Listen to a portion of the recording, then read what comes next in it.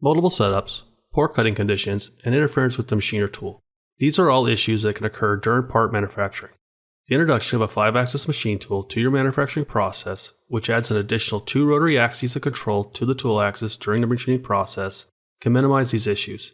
Defining this tool axis, therefore, is a crucial step during the CAM programming process, which is why Fusion 360 has a range of tool axis definition options that simplify the process, leading you to quicker success.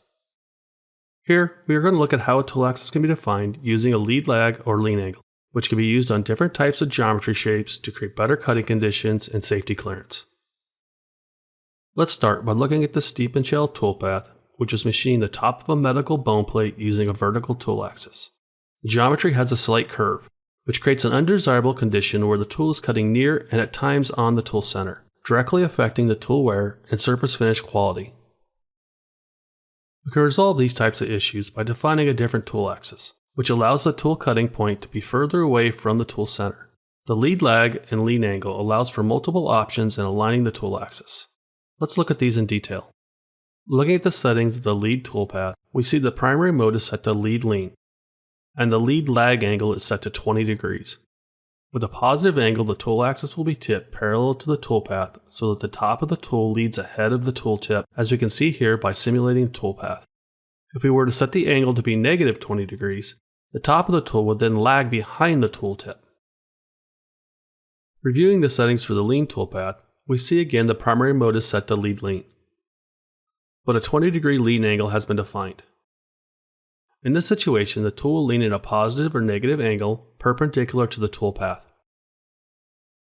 By combining both lead lag and lean angles, a compound tool axis angle can be created. Looking at this next toolpath, we see both options have been set to 20-degree angles. By simulating, we can see this resulting toolpath now has this compound angle in the tool axis. By utilizing these options, the cutting point on the tool will be moved away from the center, creating a better cutting condition for both improved surface finish quality and reduced tool wear. These tool axis options can also be used to create clearance for tool safety as well. Investigating this first toolpath, we can see there is an area where the holder interferes with the fixturing, causing a collision. This can be resolved by simply moving the tool away from the collision area. Applying a lead angle, in this case 25 degrees, allows for the tool to lean away from the fixture, creating the needed safety clearance. With a proven and easy to use library of defined methods for tool axis control, Fusion 360 allows you to simply and safely program the rotary axis of your 5-axis machine, increasing your manufacturing success and productivity.